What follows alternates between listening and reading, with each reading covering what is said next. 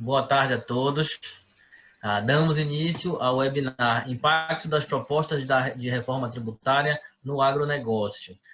Queria agradecer a todos a presença, queria agradecer em especial o Dr. Paulo Vaz, que nos dá muita satisfação, é uma honra recebê-lo e ouvi-lo. Queria agradecer também à ABAG, Associação Brasileira do Agronegócio, que apoia esse evento, e o VBSO Advogados, Vaz, Buranello, Shingaki e Oyori.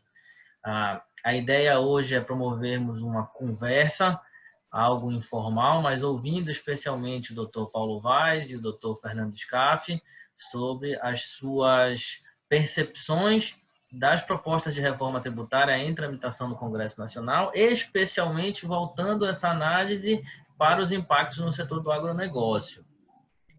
O Dr. Paulo Vaz é advogado, sócio fundador de VBSO Advogados, é graduado em Direito pela Universidade de São Paulo, é professor do INSPER e professor também do ICS, Instituto Internacional de Ciências Sociais, além de autor de livros sobre direito tributário e atuante no direito tributário do agronegócio. O professor Fernando Scaff é advogado, sócio de Silveira Tias Soriano de Melo Guimarães Pinheiro Scaff, é doutor pela Universidade de São Paulo, professor da Universidade de São Paulo, onde é livre docente e professor titular. Acredito que o evento hoje tem tudo para ser muito proveitoso, temos muitas pautas interessantes para debater sobre as reformas tributárias e seus impactos no agronegócio, e espero que seja muito interessante não só para quem está conversando, mas para todo mundo que está assistindo. Vejo que os números já tem bastante gente logada e o número está crescendo. Antes de passar a palavra, eu queria começar só falando do método que nós vamos conduzir. Então, vamos primeiro ouvir a exposição do professor Scaff, do professor Paulo, por cerca de 10 minutos cada. Depois temos os debates e aí, durante todo esse período, recebendo as questões de quem está assistindo para depois colocar para o debate que eles vão responder. Então, acredito que é isso, com as introduções feitas. Mais uma vez, agradeço a todos os presentes, agradeço especialmente ao Dr. Paulo Vaz, e é uma satisfação participar. De imediato, passo a palavra para o Dr. Fernando Scaff, que vai fazer a primeira exposição sobre o tema. Bom, inicialmente, boa tarde a todos, já quase noite, mas boa tarde. Quero agradecer o convite, quero agradecer a possibilidade de trocar ideias, não só com o Paulo Vaz, sobre este assunto de tributação do agronegócio, mas também com todas as pessoas que estão nos ouvindo, que podem formular perguntas pelo chat, etc. Prazer estar aqui com o Alexandre, sempre muito preciso, muito organizado. E vamos começar esses breves minutos iniciais dando uma panorâmica do assunto. Então, a panorâmica tem a seguinte ideia. Primeiro, é necessário fazer uma reforma tributária no Brasil? A resposta clara é sim, não vamos gastar muito tempo com isto. É necessário fazer porque o nosso sistema é ruim, complexo, antiquado, tá certo? Desconectado com sistemas de outros países no mundo. Quando falamos de agronegócio, temos que falar de conexões internacionais, e não só no ponto da exportação, mas também na atração de capital. E uma das coisas mais difíceis que tem hoje em dia é quando se chega um investidor estrangeiro e diz quais são os tributos ou qual é a carga tributária da minha atividade. Eu quero plantar soja. Puxa, lá vai uma dificuldade de você dar uma informação precisa quanto a isto. Se tem uma informação aproximada, mas precisa é muito complicado. Então, precisamos conectar com o mundo para que até a linguagem seja adequada. Então, sem mais delongas, precisamos de uma reforma tributária, e aqui eu quero colocar reforma com R grande e com T grande. Primeiro ponto.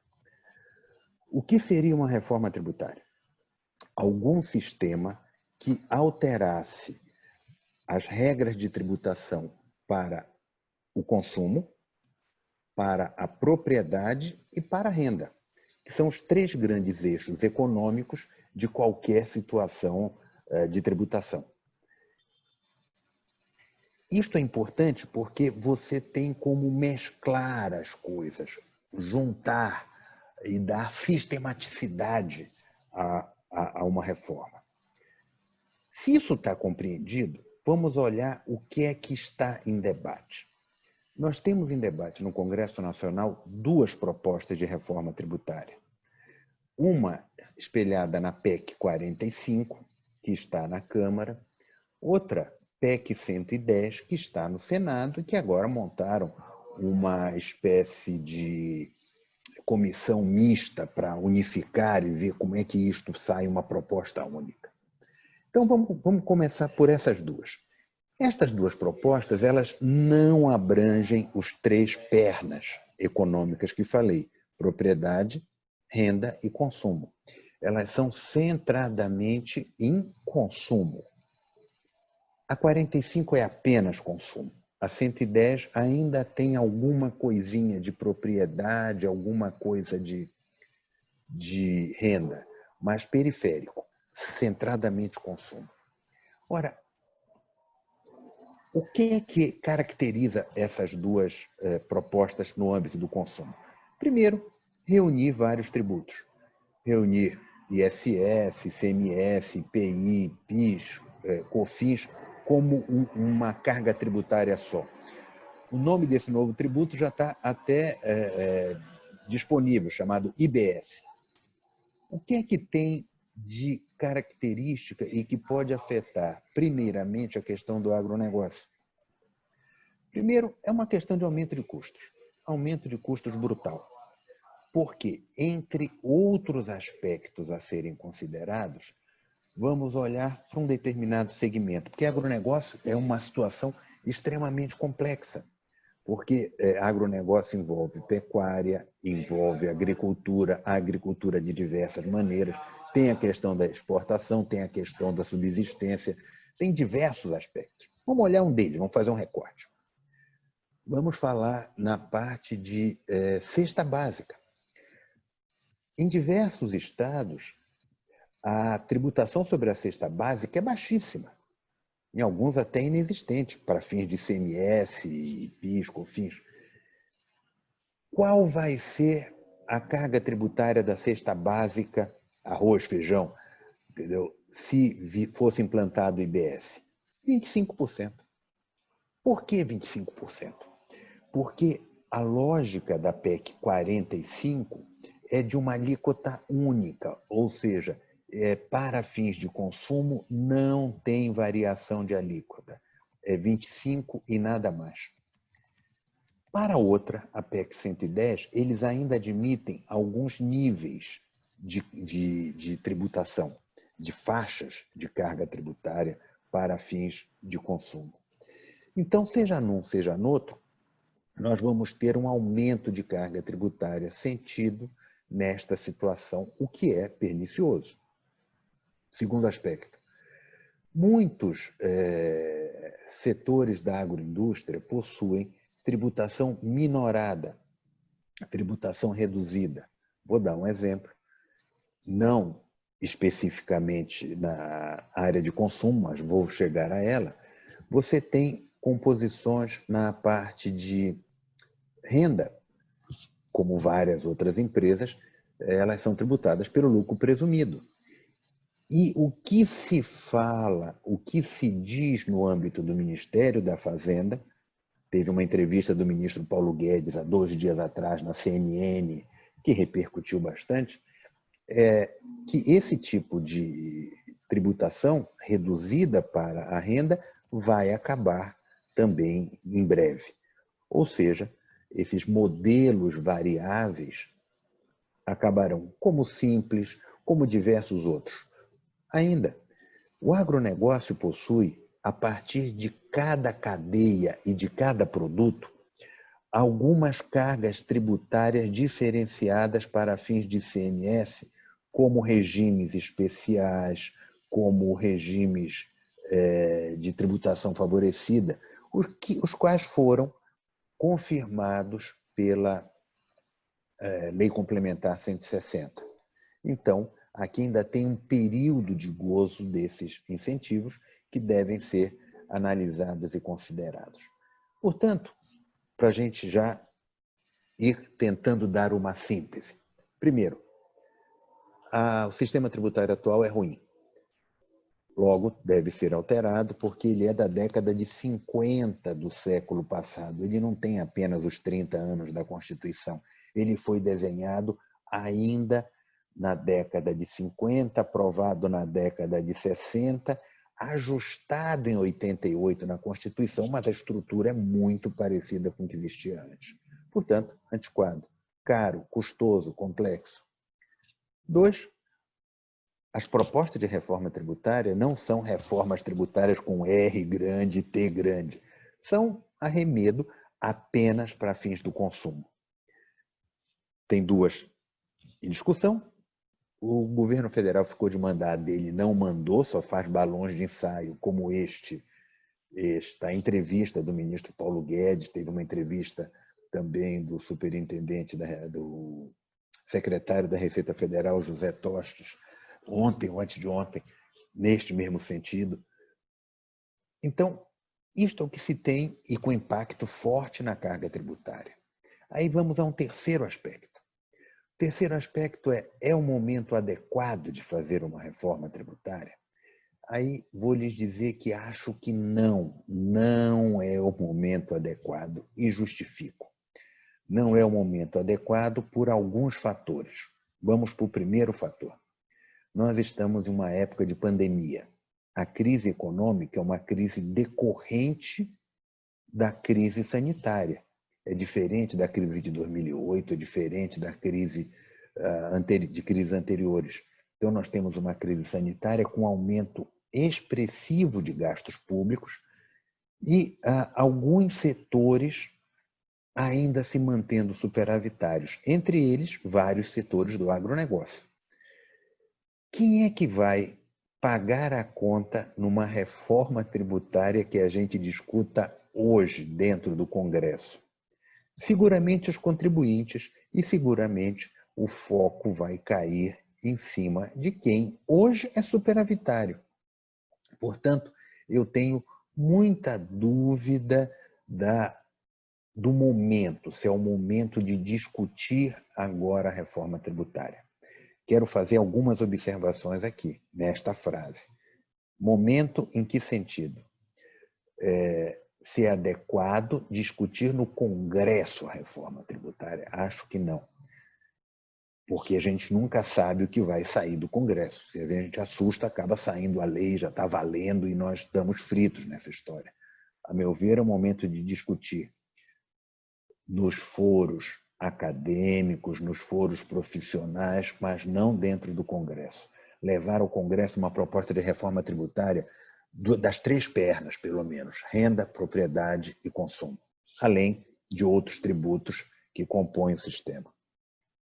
Então, repare que é diferente do prazo para a implantação, porque o que tem sido colocado nas 2 PECs é que, uma vez aprovada, a implantação se dará em 15 anos, 10 anos, tem várias possibilidades em discussão.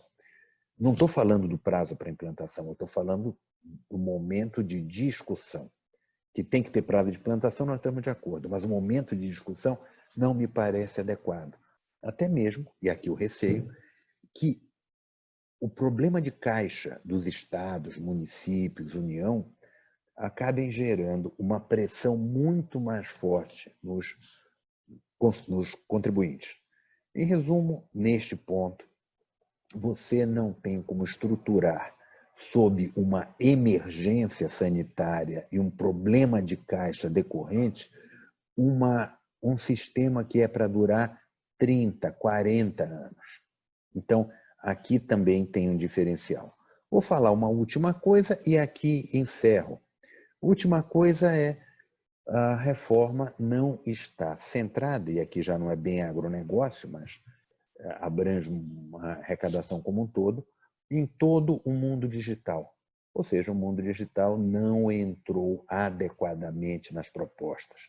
que estão centradas muito mais neste mundo físico que nós estamos vendo que está migrando para o digital cada vez mais, como este no encontro que nós estamos fazendo. Então, Alexandre, com essas breves considerações, até acho que já falei mais do que devia, né, já me estendi um pouco mais, eu abro esse nosso encontro e querendo ouvir agora o Paulo Vaz, que vai nos dar uma aula e corrigir uma montanha das coisas que eu andei falando aqui. Muito obrigado.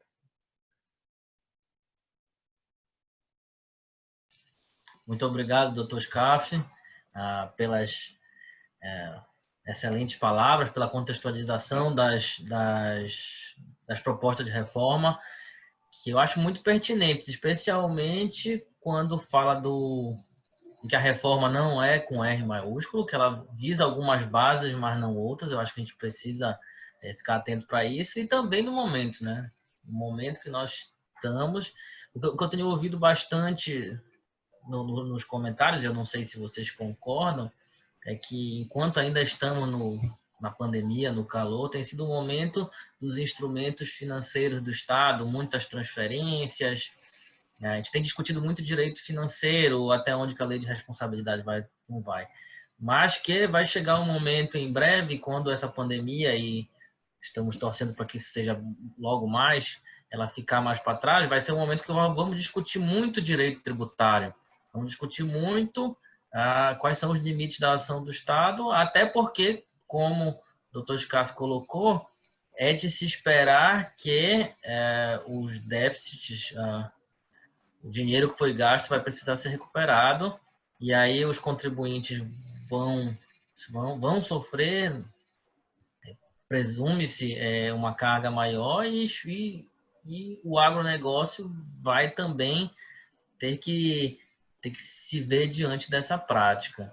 Então, essa consideração sobre o momento que nós estamos e o momento que nós estamos esperando nos próximos meses também parece muito relevante. Mas, tendo isso sido pontuado, quero mais uma vez agradecer ao doutor Fernando Scaff e já direto passar a palavra para o doutor Paulo Vaz, que vai nos brindar com uma exposição sobre o tema que eu estou ansioso para ouvir. Doutor Paulo, o senhor está com a palavra.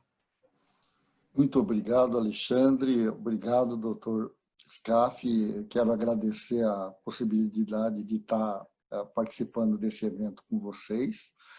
Eu queria, para tentar não ficar repetitivo, porque o doutor Fernando foi bem compreensivo, eu concordo em gênero, número e grau com as observações que ele fez. Eu tenho uma perspectiva muito semelhante à dele. Aliás, antes de fecharmos o formato desse evento, nós estávamos comentando sobre o sexismo com o qual advogados que têm mais estrada como nós dois veem essas iniciativas de reforma, né? Quando a gente vê a PEC 110, é uma reedição, na verdade, uma releitura de uma estrutura que vinha na bandeira do deputado Rauli, que era um deputado que representava o setor rural e que não foi eleito, né? E ele, por sua vez, reeditou ou trouxe a semente de projetos de reforma do final dos anos 90, né? Aliás, era incrível como a Constituição era de 88 e eu me lembro como se fosse hoje, em 94, 95, nós estávamos debatendo propostas de reforma tributária, né? Quer dizer, é uma prova inefável de que isso que o professor Fernando comentou, que é a antiguidade, né? A maneira arcaica como o nosso sistema tributário se perpetua ao longo do tempo, é uma realidade inafastável, para nosso prejuízo, evidentemente, né? Óbvio que quando a gente fala em reforma tributária, a gente fala em olhar para o país como um todo, né? Não olhar setores. O doutor Scaff também relembrou que há setores que ficaram de fora. Uma outra característica que preocupa muito nesses projetos é o fato de que nós não estamos mexendo na estrutura do sistema, porque nós temos aqui no Brasil uma realidade cruel, né? inversa àquela que é praticada pelos países assim chamados desenvolvidos, né? Na qual o financiamento do Estado, a arrecadação tributária brasileira em todos os níveis é em 50% do seu volume bancada com a tributação indireta, né? O tributo sobre o consumo, né? Que é o que mais atinge de maneira desigual a população como um todo, né? E nós temos só 20% desse sistema financiado com a tributação sobre a renda. E essas reformas, nenhuma delas mexe nisso. Se isso tiver que ser mudado, você vai ter que trabalhar alguma coisa no nível infraconstitucional, até porque, para garantir que a arrecadação em geral não caia, né, os ajustes que vão ser feitos vão continuar financiando o sistema através da tributação sobre o consumo, de um modo geral. Então, o sonho de fazer uma revolução socioeconômica através da reforma tributária, ele não corresponde à realidade, né? Eu também pactuo da visão do professor quanto à oportunidade, né? E quanto a um dos principais riscos que a reforma traz. Acho que pior do que não termos esperança de mudar nada é mudar as coisas de um modo que nós consigamos piorar o que já existe, né? Quando a gente volta lá em 2002, que foi a mini reforma tributária passada no último ano do governo Fernando Henrique, a gente notou que a intenção era boa, a criação de uma tributação não cumulativa de PIS/COFINS, que era o que mais se criticava na época, acabou virando um pesadelo, porque, no fim, aumentou-se a carga tributária em 150%, criaram-se uma série de exceções à regra geral, beneficiando setores específicos, desequilibrando a economia, tornando desigual as relações jurídicas e comerciais, quer dizer, um caos que não fez bem de jeito nenhum para o país, né? E a gente vive esse sistema até hoje, né? Mas pior do que essa perspectiva de não fazer nada é ter a realidade da insegurança. Quando a gente fala do agronegócio, a gente fala de um setor da economia, né? A gente pode pensar nele mais no core, né? No núcleo dele, olhando mais para os produtores e para a agroindústria diretamente, mas a gente tem toda uma cadeia que envolve, né, os fornecedores de insumos, implementos agrícolas, quer dizer, muita gente que está olvidada, né, está esquecida desse sistema, e a constatação disso não é um choro de privilegiados, não. A realidade é que nós temos um setor, e o professor Rauli colocou muito bem também essa conexão internacional do setor com o mundo, um setor que é acusado injustamente, no meu modo de ver, pela Receita Federal e por alguns detratores, na maior parte do tempo mal informados, né, de acumular privilégios como benefícios. A gente tem que entender que um setor que trabalha com um produto final que é um bem de consumo através da produção agropastoril, né, silvicultura e a complexidade da atividade rural brasileira, ele não pode competir no mercado internacional com outros países que outorgam pesados benefícios dos seus produtos, né? A gente não consegue competir com a França na produção de queijo ou mesmo na fabricação de vinho. E eu tive há pouco tempo no sul do país conversando com um grande produtor que se queixava muito da falta de apoio do sistema tributário ao produto dele, né? A gente não consegue competir se a gente não tiver espelhos desses regimes tributários, né? No final do dia, é um setor que financia quase que 50% da balança comercial em matéria de volume de exportação, corresponde a mais ou menos quase um quarto do PIB nacional, né? É um setor fortemente exportador e, portanto, naturalmente desonerado, mas não por privilégio. Qualquer setor que exportar vai ter a imunidade de PIS, COFINS, ICMS, IPI garantidas, né? É um setor que trabalha na cadeia interna de produção com uma série de suspensões de diferimento, porque não adianta garantir a imunidade na exportação se você criar tributação de insumos de produção que acumulam créditos que depois o governo não salda, né? Então, esse setor que, mal ou bem, hoje consegue fazer a conta, embora a gente saiba que não seja fácil fazer conta tributária no Brasil, ele tem um risco muito grande de ter a carga tributária profundamente afetada se a gente partir para um regime tributário novo, sem garantias de que aquilo que existe hoje vai realmente ser preservado, né? O exemplo que o professor deu também de crítica à PEC 45, e obviamente isso não é pessoal, né? É uma análise técnica que nós estamos fazendo. A gente percebe que a 110, que é a herança do deputado Rauli, e a 45, que é uma versão minorada dela, tem um DNA parecido, elas mexem na tributação sobre o consumo essencialmente, a 110 avança um pouquinho lá no PIS/COFINS, muda algumas competências de tributação de patrimônio, mas ela se resume a isso. A gente muda o nome das coisas, a gente é muito bom nisso, né, gente? A gente muda ICMS, IPI, PIS/COFINS e chama de IBS, e pega o IPI e chama de IS, né, de Imposto Seletivo, né? Com uma peculiaridade, e eu andei fazendo alguns estudos para alguns setores específicos. Então, por exemplo, no setor da energia, há um risco muito grande de que a energia, que já é hoje pesadamente tributada e é um insumo para quase todas as atividades, ela passe, ela pode vir a ser afetada pelo imposto seletivo, né?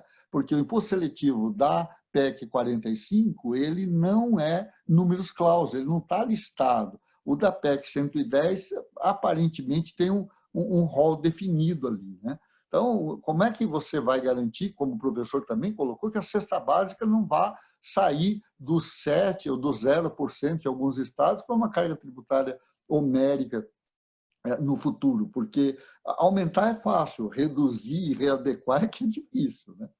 Então, eu não queria me alongar muito mais nessa introdução, mas, em resumo, eu diria que, de fato, as propostas elas não mexem na infraestrutura, ou seja, elas não trazem o Brasil para um modelo internacional de tributação, invertendo a lógica, né? Quer dizer, em vez de tributar o consumo, tributar mais a renda. O tributo sobre a renda é o tributo da Revolução Francesa, é o tributo da igualdade social, né? Da democracia, e a gente tem ele muito mal aplicado no país, em detrimento da tributação sobre o consumo. O pobre como o rico pagam a mesma coisa de ICMS como quando compra uma geladeira. Está errado, não está errado cobrar igual. O que está errado é fazer desses tributos o financiamento do Estado. É por isso que a gente compra, não vou citar a marca, porque senão também vai parecer pessoal, a gente compra carros que aqui no Brasil são tidos como modelos de luxo e num país desenvolvido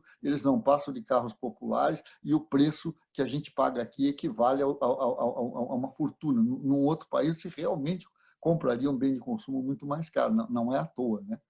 Então, eu acho que, para a dinâmica do debate, essas são as minhas impressões. Em grande parte, eu tenho coincidência com o que o professor introduziu, e essa leitura que eu faço dessas ameaças para o setor rural, elas são reais. Eu tenho muito receio de que a gente tenha problema se isso avançar desse jeito.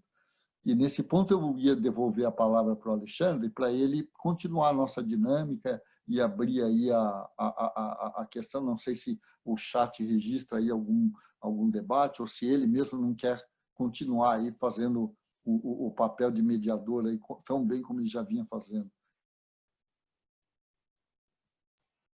Ok, muito obrigado pelas suas considerações iniciais, doutor Paulo, suas excelentes considerações. Eu queria só tomar um momento para registrar e para agradecer a presença de todo mundo que está assistindo, e quero fazer na pessoa do doutor Marcelo Brito, que eu vejo, presidente da ABAG, que eu vejo que está nos assistindo. É uma honra poder falar. O doutor Marcelo tem algumas outros profissionais voltados para o agronegócio que eu sei que estão nos assistindo também. A minha amiga Nairi Rei está assistindo. É uma satisfação e agradeço a presença de todos. Mas, para prosseguir no debate, já feitas as primeiras considerações, eu queria fazer uma provocação específica em relação ao teor da proposta.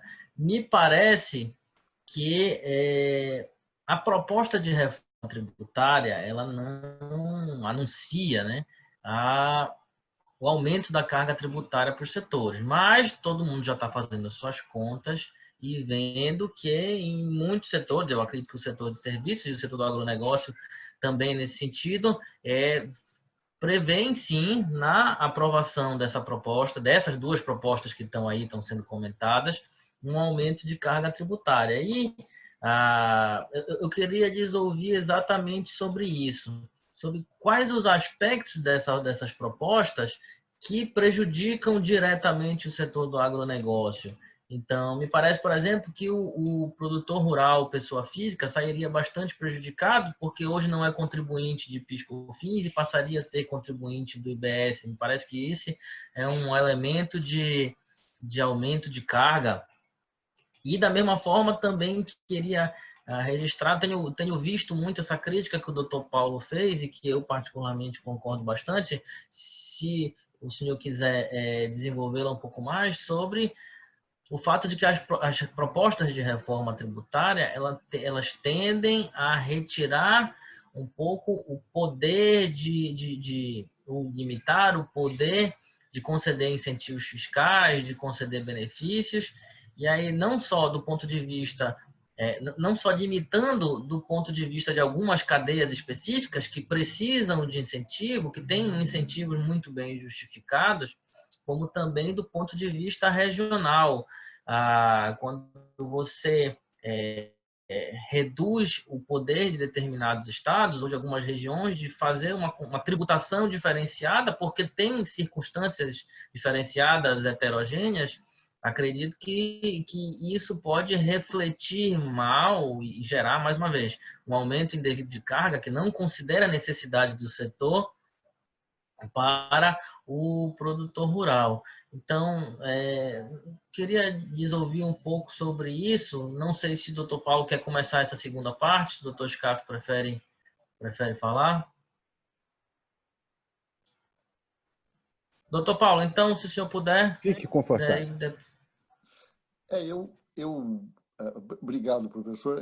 Eu diria o seguinte, nós precisamos considerar que vamos olhar para o sistema hoje. Qual é o campeão de arrecadação do Brasil hoje? É o ICMS. Né? Nós temos uma série de atividades que seriam inviáveis de serem implementadas em determinados estados, não fosse o fato de que, para esses estados, tivessem sido atraídas empresas atrás de benefícios fiscais que, de alguma maneira, equilibravam a desigualdade regional. Né? Se você zera o odômetro a partir daí, pode ser que você obrigue essa empresa a ter que sair de lá e voltar para o núcleo dela, para a sede original dela, desistir da atividade fora da base dela. Esse é um exemplo de insegurança jurídica que a gente tem.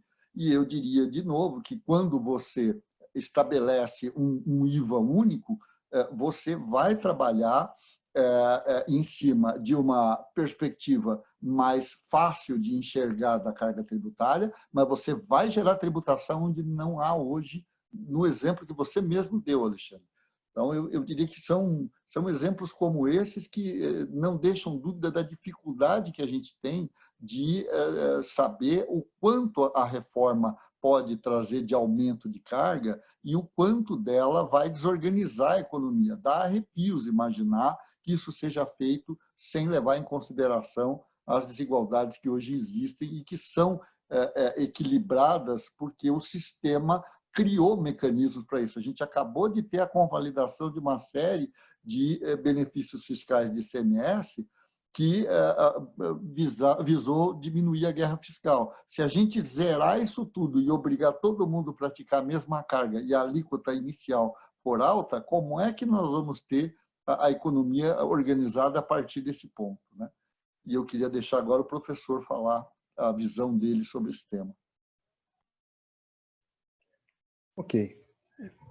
Paulo, acho que mais uma vez estamos alinhados. Eu vou começar por por uma metáfora. Começar por uma metáfora é um negócio... Como falei antes, o sistema tributário atual é muito ruim, então não dá para defender. Alguém poderia pensar que nós estamos no fundo do poço. Não, não. No fundo do poço tem um alçapão. Pode piorar. Então é aquela ideia do sujeito achar que chegou, qualquer coisa melhora. Não, pode piorar sim. E todas essas considerações feitas de sistemas produtivos que estão funcionando a partir de concessões de incentivos fiscais que foram convalidados na 160, correm o risco de morrerem no meio do caminho. Então, isso desorganizará o sistema. Então, essa é a primeira questão. Segundo, volto.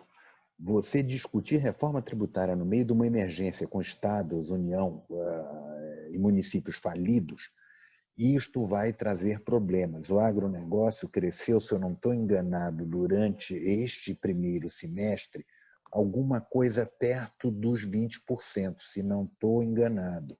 Foram dados que eu vi dias atrás do pessoal da Copercitro, que mencionou dados gerais. Se não for isso, é próximo. Se isto for adequado, qual vai ser a mira? Em quem está arrecadando mais. Entendeu? Então, esse é um problema. Vamos ver o seguinte, falamos de exportadores. Observem, Paulo falou com bastante adequação. Não é uma questão de cobrar tributos da exportação, nós já sabemos que isso não é cobrado, mas existem os resíduos da cadeia exportadora. Aqui é o ponto. Esses resíduos da cadeia exportadora é que os estados não devolvem.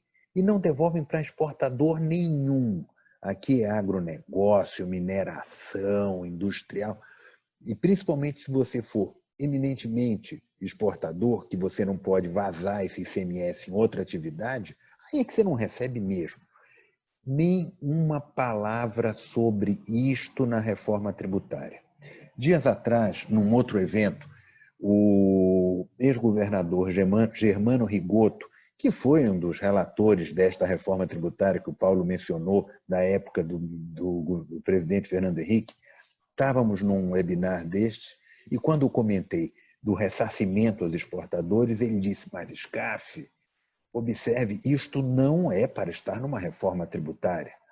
Bom, ele tem razão, não é para estar na reforma que a gente está arrumando para frente, mas tem que ter alguma coisa que diga, garantimos os acumulados, porque os estados vão pagar sem ter receita própria, agora a receita é centralizada, eles só vão receber por transferência. Quem é que vai pagar esta conta que está pesando a crédito em todos os balanços dos exportadores? Isso não está colocado também. Vamos de novo ao agro, além do geral. A agricultura tem uma peculiaridade, senhores. E aqui eu estou falando, nesta tela aqui, estamos 3 advogados.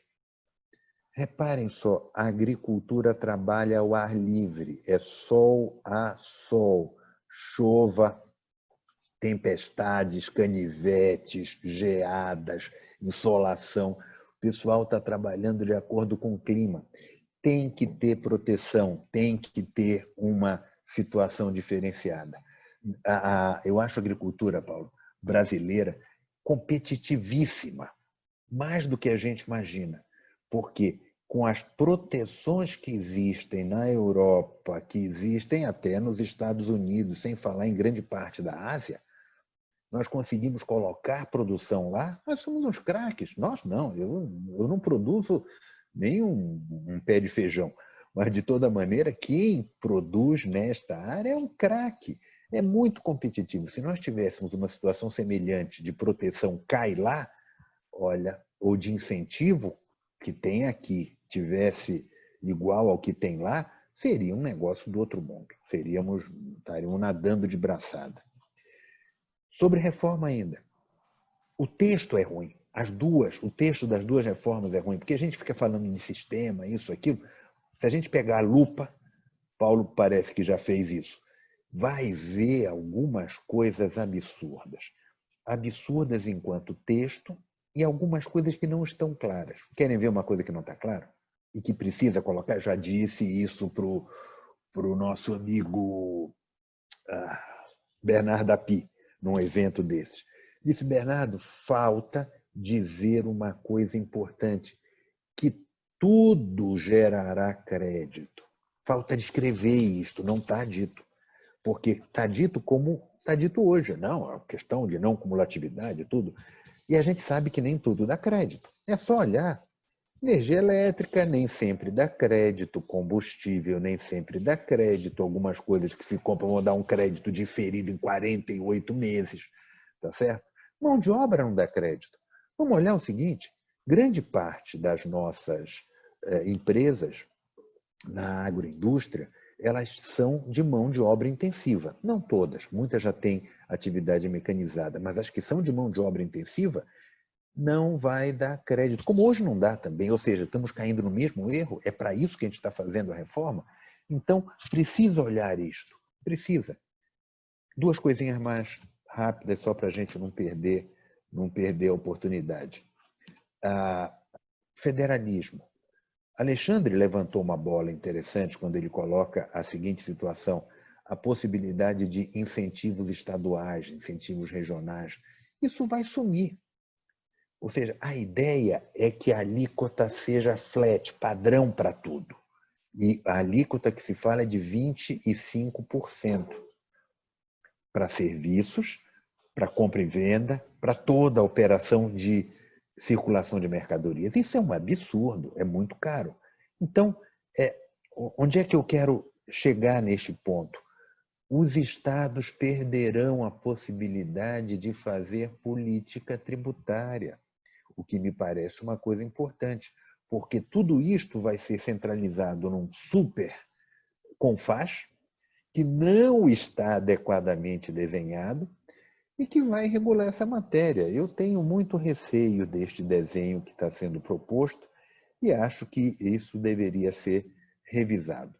Portanto, acho que para o agronegócio e para a economia brasileira como um todo, esta reforma é inadequada na hora e é parcial, porque ela deveria, não esta, mas a reforma que nós precisamos, com R maiúsculo e T maiúsculo, deveria tratar de renda, de propriedade e de circulação de bens e serviços.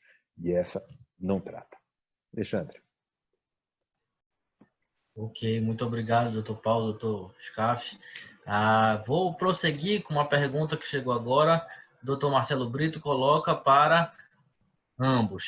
Ele escreve: doutores Paulo e doutor Scaff, os incentivos fiscais que há décadas tiraram do cálculo do investimento itens como logística, qualificação de mão de obra, acesso ao mercado, etc., e que são eternamente renovados pelos estados, incluindo para a maioria das unidades de processamento do agro, devem zerar numa reforma.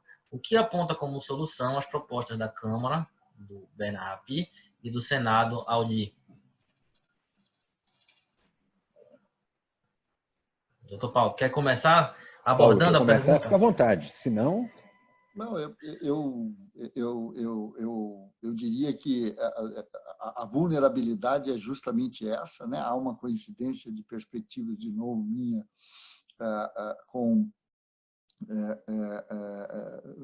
o grupo aqui, né? O Alexandre e o professor Fernando, e eu vejo realmente, se não tiver o compromisso, e aí a gente começa a remendar o remendo, né? Quer dizer, não vai sair uma coisa boa, porque aí você começa a querer colocar um texto que não tinha nada de matéria constitucional para travar o direito adquirido de quem hoje tem essa conjuntura de tributação e que montou, estruturou a sua operação a partir dessa conjuntura de tributação. Se você não tiver a garantia de que esse nível de carga tributária final seja garantido, você desarticulou completamente aquele investidor, aquele player do mercado e trouxe insegurança. A única forma de lidar com isso era ter uma espécie de cláusula pétrea que garantisse esse ajuste, que é muito difícil de ser obtido na forma como estão sendo conduzidos os debates, né? Uma outra questão que é bastante relevante é essa também que o professor Scaff mencionou, que é A discussão sobre crédito físico e crédito financeiro de ICMS e IPI é mais antiga do que nós. E olha que a gente assistiu TV preto e branco, né? No tempo em que ela era novidade. Então, veja, se você tem hoje uma situação como essa, é preocupante. Quer dizer, a gente não tem a garantia de que de novo vem um enunciado genérico falando em não cumulatividade, sem dizer o que é não cumulatividade. Não vale dizer que há um princípio constitucional de não cumulatividade, o legislador infraconstitucional tem o poder de travar isso. A gente vai morrer acumulando crédito, se é que não vai haver situações em que nem o crédito se tem, né? Então, eu diria isso. Mas sobre os regionais, para passar a palavra para o professor Scarpa, eu diria que a única forma de lidar com isso é relativizar a falta de autonomia dos estados, criar uma espécie de paradigma elementar, fazer uma coisa parecida com o que foi feito na Lei Candir, criar múltiplos de tributação atuais para que isso fique carimbado de modo a encaixar no novo regime adequadamente. Mas é óbvio que não tem dúvida que isso termine em litígio, né? Enfim, professor. Paulo, vou avançar a partir do ponto que você parou. Marcelo, acho que a situação é complexa. Observa bem, as propostas visam acabar com qualquer seletividade. Leia-se no bom português, qualquer variação de alíquota. Então, tudo que tiver abaixo da alíquota única, não cabe alíquota abaixo de alíquota única, porque é única, na IPEC 45, ou nas diversas faixas que estabelecem a 110, são 5 faixas, se não me engano, isso simplesmente vai acabar. Ou seja, toda a alíquota zero, todas as vantagens fiscais sumirão. É esta a proposta. Até mesmo por isso que a 110 e a 45 estabelecem uma regra, um período de transição para a sua implantação de até 15 anos. Já disseram que vão encolher para 8, tem uma discussão. Mas de onde é que eles tiraram 15? Exatamente dos 15 anos da Lei Complementar 160, que acabou com a guerra fiscal e concedeu um prazo máximo de vigência ainda dos benefícios já concedidos de 15 anos. Então, a lógica deles é que venha sendo implantado pouco a pouco a tributação nova, em paralelo com a tributação que já existe. Olha, se um sistema tributário já é complicado, imagina a convivência dos dois. Mais do que isto, imagina a tentação do presidente, do Congresso, do atual, do futuro, do outro, porque 15 anos é muito tempo, é muito presidente, é muito Congresso. A tentação de dizer, eles estão pagando nos dois sistemas, um vai acabar e o outro vai ficar, mantenha os dois, deixa aí, tá bacana, o pessoal tá... A tentação é enorme. Então, este é um outro lado que a gente tem que colocar no horizonte. Portanto, corre-se o risco de ter o sistema atual acrescido do outro sistema e perder todos os benefícios fiscais. Então, acho que o temor está presente. Qual é a saída? Você comentou também. Qual é a alternativa que eles dão? Porque isso é tão absurdo que talvez não tenha alternativa. Vou te responder. A alternativa que eles dão é a seguinte: a política de incentivos fiscais não vai existir apenas subsídio. Ou seja, o poder público abrirá a carteira e vai subsidiar, botar dinheiro nas atividades que quiser. Então, se quiser incentivar a soja, teremos dinheiro público colocado na soja e não renúncia fiscal para estimular a produção de soja. Então, mudando a regra. Agora, cá entre nós, não acredito que isto venha a ser feito com a maneira e com a dinâmica que se pretende. Acho que não. Alexandre. Muito obrigado pelas considerações, doutor Scarpa, doutor Paulo. Já faltando 10 minutos, já nos encaminhando um compromisso, né, de tentar encerrar às 19, eu queria fazer algumas ponderações, perguntar para vocês como vocês pensam. Tem um tema que eu acho que está tangenciando esse debate, que talvez seja interessante abordar, que existe a proposta de reforma, especialmente a proposta do CCIF, do Bernardo Api, ela é muito forte na redução da complexidade, né? Na redução do custo de cumprimento das obrigações tributárias. E isso eu acho que é algo que todos nós vamos aplaudir. Todo mundo quer uma tributação menos complexa, mais simples, não demande tanto trabalho, tantas horas de trabalho para isso. Mas até determinado ponto, isso pode implicar também num trade-off entre reduzir complexidade, por um lado, e por outro lado, você tratar tudo flat, todo mundo, tratar muita gente de setores diversos de uma mesma forma e desconsiderar as suas particularidades. Então, até pegar um comentário da doutora Nairi aqui no chat, em que ela fala que as mudanças climáticas influenciam diretamente o agronegócio nacional. E é verdade, eu acredito que hoje a tributação ela está equipada, podemos voltar de novo para a parte dos incentivos, mas para a própria modelagem estrutural da tributação, ela está equipada em algum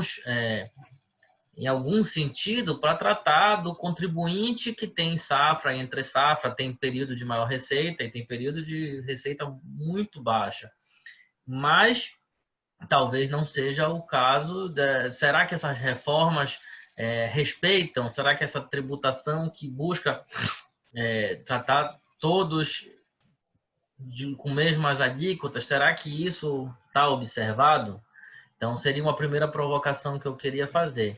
E com uma segunda provocação, eu só queria voltar para costurar algo que tanto o Dr. Paulo quanto o Dr. Scaff colocaram, que é sobre a ideia do crédito financeiro. Então, acho que quem defende essa reforma diz, vai se tornar muito mais simples, adotada a ideia do crédito financeiro, a gente não vai precisar mais ter tanto debate assim sobre o que é insumo e o que não é. Mas eu vi que o Dr. Paulo, me corrija se eu estiver errado, mostrou algum ceticismo em relação a isso. Esse debate da não cumulatividade vai seguir. Nós não temos uma indicação de que isso vai ser assim tão reduzido. E pior, isso talvez não seja tão interessante para alguns setores, e talvez o agronegócio seja um deles, no sentido de que alguns dos principais custos podem não ser integrados na não cumulatividade. Tem esse debate sobre o PIS/COFINS não cumulativo, que o Dr. Paulo já colocou, acredito eu com muita razão, que veio como uma forma de melhorar, de simplificar, de reduzir complexidade, reduzir tributação da cadeia inteira, mas no final acabou prejudicando e aumentando muito a carga de alguns produtores, de alguns contribuintes. E agora, nas últimas semanas, teve até uma decisão do Supremo Tribunal Federal, que é muito curiosa, eu acho até que o acordo ainda não está publicado, em que ele diz que essa sistemática de não cumulatividade de PIS/COFINS, para algumas cadeias, para alguns contribuintes e para outros não, ele não julgou inconstitucional, mas ele deu uma indicação de que é ainda constitucional, em processo de inconstitucionalização, se é que eu posso dizer isso. Então, gostaria de ouvir, por último, sobre esses pontos. E tem, só para eu devolver a palavra, tem também uma pergunta da doutora Ana Malveste, que pergunta especificamente: o que podemos esperar da reforma em relação à tributação da mão de obra empregada no agronegócio? Tributação da mão de obra. E ela pergunta: permanece a tributação sobre a receita? Vocês querem falar um pouco também sobre a tributação da mão de obra, tributação da receita e contra do consumo? Como já passei a palavra 2 vezes para o Dr. Paulo, Dr. Scaff, se eu quiser começar. Pronto. Vamos lá. Alexandre, rápidas palavras sobre toda essa complexidade que você abordou. Primeiro, a lógica do simplificar é sempre bem-vinda. Vocês vão ver uma nova, como é que eu posso dizer, não é layout, é uma nova logomarca circulando nos meios tributários, que é o Simplifica Já. É uma logomarca amarela, assim, vistosa, que é o pessoal de uma frente municipalista, tá certo? Eu vi isso pela primeira vez com o pessoal da tributação municipal, que está à frente, o Alberto Macedo, um grande sujeito, que é fiscal municipal em São Paulo. e que lidera esse tipo de debate. Então, o Simplifica Já. Bom, ninguém vai ser contra o Simplifica Já, é óbvio. Quem vai levantar uma bandeira? Ah, eu quero que torne mais complexo. Agora, como? O problema é o como. Essa é a questão. Então, eu sou a favor de simplificar, sem dúvida. Agora, corre-se o risco de simplificar muito e perder os aspectos positivos da complexidade. Volto ao agronegócio. Agronegócio não é tudo igual. Pecuária de corte é uma coisa, pecuária de leite é outra, exportação é outra, suprimento de mercado interno, as cadeias produtivas. Então, é necessário ter olhares e alíquotas e bases de cálculos diferentes para cada qual destas situações. Então, não me parece adequado esta unificação que se pretende, ou pelo menos uma alíquota única não é adequado nunca. É claro que o sistema que está também não presta, porque você tem uma alíquota enorme, cada estado tem uma montanha de alíquotas, isso se torna também mais complexo. Então, você tem algumas faixas possíveis, é interessante, mas talvez nem tão poucas e jamais uma única. Acho que aqui vale a pena a gente pensar um pouco mais. Por isso que digo, o risco é a gente fazer isso, debater no Congresso agora. Não está pronto. A gente teria que discutir fora do Congresso e levar para o Congresso uma proposta mais redonda, mais fechada. Segundo ponto, decisão do Supremo. Eu fiquei espantado. A discussão dos caras é de uma inconstitucionalidade progressiva. Cada vez mais eu preciso aprender, que realmente cada coisa que a gente vê... O acordo não saiu, mas o extrato da ata é nesse sentido. E que cá entre nós vai penalizar fortemente as empresas com uso intensivo de mão de obra. E aí respondo à última pergunta. Nenhuma das propostas trata de custo de mão de obra. Tá certo? Existe uma tentativa, a meu ver, horrorosa, mais uma vez, é balão de ensaio, não tem nada escrito, do ministro Paulo Guedes, que ele quer transformar a incidência sobre folha de salários por uma nova CPMF. Ele está chamando de uma outra coisa, ele fala, tem uns nomes bonitos, tem um drible aí colocado, mas é CPMF sim, tá certo? É 1% para quem saca, 1% para quem recebe. Então, as duas pontas, cada qual paga 1%. Para tirar a oneração da folha de salário. Não me parece a melhor saída. Não me parece. De todo modo, isso daria uma outra discussão por uma hora a mais, o que nós não temos. Portanto, acho que dei uma rápida pincelada sobre o assunto e passo a palavra ao Dr. Paulo para que a gente escute as suas observações sobre esse tópico. Para não ser repetitivo, né, eu vou ligar a questão aí da característica da tributação do agronegócio, uma coisa que eu comentou, que é um benefício que talvez seja o principal benefício do agronegócio, é a possibilidade de que o produtor ele consiga transformar em despesa do ano corrente todos os investimentos que ele faz na aquisição de ativos relacionados ao agronegócio, tanto como pessoa física quanto como pessoa jurídica. A reforma não parece ameaçar isso e esse tipo de benefício, embora muito criticado por alguns setores, porque ele acaba fazendo com que o produtor, para poder se manter a carga tributária no nível que ele quer, gaste mais do que ele deveria gastar num determinado período, porque se ele não gastar, ele não faz aquisição do insumo, ele não ganha direito a deduzir e acaba pagando imposto de renda, e no ano seguinte pode ser que ele não tenha lucro. E a atividade sendo, além de sazonal, também sujeita a intempérie, ela não pode conviver com... não se consegue sobreviver se você não tiver uma estabilidade. Então, nesse ponto, eu acho que teria uma salvaguarda. Mas, em todo o resto, essa salvaguarda não existe, já foi dito isso. Em relação também à questão da Previdência, eu não vi nada mudando com relação a esse tema, não está melhorando. Dá para dizer que não está piorando, mas não está mudando nada, né? A gente não tem aí uma política de desoneração óbvio que a gente vê que a tentativa da nova CPMF é um claro sinal de que o governo federal sabe que a conta da Previdência continua num déficit, né?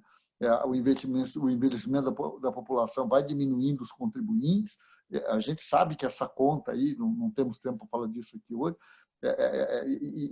e alguma coisa vai surgir, né? Ou no plano infraconstitucional ou no plano constitucional. E eu, para encerrar essa questão, foram várias ponderações que foram feitas, né? Eu diria que o maior inimigo é o novo, que não parte de um alicerce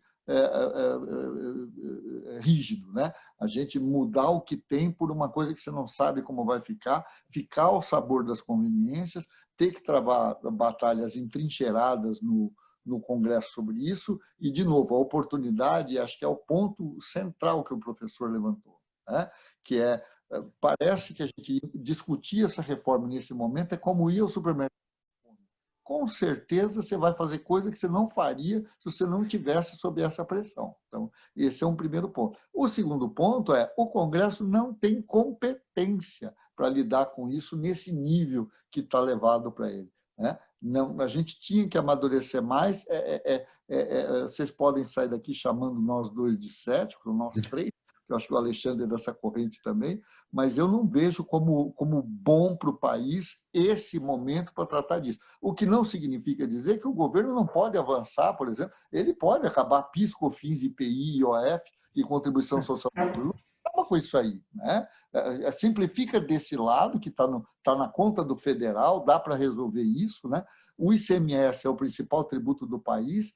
Os estados não vão abrir mão da competência de arrecadar e de legislar. É tolice acreditar que não vai. E talvez realmente estimular a atividade produtiva, reduzindo a alíquota Nós estamos fora do mundo agora, né? A gente tem até Inglaterra em níveis de tributação na casa dos 22% corporativo, e o Brasil continua nos 34%, que é um alinhamento feito com o Mercosul e com países de terceiro mundo, vamos ser diretamente venais aqui, da década de 90, que já é da década de 80. Quer dizer, nós estamos com alíquotas de imposto de renda alinhadas com aquela época, né? Estamos tratando o dividendo como lucro especulativo, quando a gente insiste numa tributação de fonte pesada, né? Que é uma coisa que eu também acho errada, mas eu acredito no bom senso do Paulo Guedes. A questão é que eles têm dito, o governo federal, que vão levar uma proposta que aglutina as duas, talvez já pensando na ciumeira, porque essa divisão de competências hoje é fruto de uma disputa por poder, né? Não podemos avançar muito nessa análise aqui, porque não somos políticos, mas é óbvio que todo mundo quer um pedaço do trunfo, né? E aí fica difícil, mas eu torceria para essa reforma mais tímida que o governo está querendo fazer, e é o que vai ter para o dia, na minha opinião, aí, de coisa boa, e ameaça menos o setor, né? É isso. Ou seja, não é uma reforma tributária com RT grande, é arrumar na parte federal, já unifica o que já na prática é unificado, PIS, COFINS, bota a CID aí dentro, e é isto. Resolve meia dúzia de formulário, unifica os formulários, unifica as coisas e toca para frente. Estamos de acordo. Isto aí sai. Isto sai.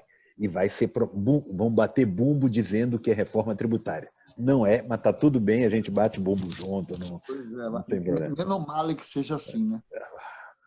É aquela coisa, tem um alçapão no fundo do poço, estamos de acordo. Boa figuração.